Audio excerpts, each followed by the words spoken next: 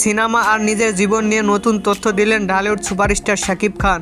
সংবাদ মাধ্যমে জানান, প্রেক্ষাগৃহে নিজের সিনেমা মুক্তির সময় কখনোই সেখানে উপস্থিত থাকেন না তিনি। বিশেষ সে কারণও প্রকাশ করেন এই সুপারস্টার। সোমবার 21 এপ্রিল রাতে রাজধানীর এয়ারপোর্ট স্টার সিনেপ্লেক্সে সাংবাদিকের শাকিব বলেন, আমার নেশা, আমার পেশা সব কিছু সিনেমা কেন্দ্রিক। সিনেমা আমার কাছে কি আমি বলে তা বোঝাতে পারবো না। শাকিব আরও বলেন, প্রতি বছর আমার সিনেমা প্রেক্ষাগৃহে মুক্তি পায়। সিনেমা হলে ভক্তরা ভালোবেসে আমার ছবি দেখে, তারা আমার ছবি দেখে কীভাবে রিয়াকশান দিচ্ছে সেটা দেখতে আমি কখনোই হলে যাই না। কারণ জানিয়ে অভিনেতা বলেন, নিজেদের ব্যস্ত সময় থেকে সিনেমা দেখার সুযোগ বের করে সিনেমা প্রেমীরা হলে যদি তারা আমাকে দেখে হয়তো খুশি হবে, কিন্তু তারা সিনেমাটি ভালোভাবে দেখতে পারবে না, এজন্য আমি যাই না।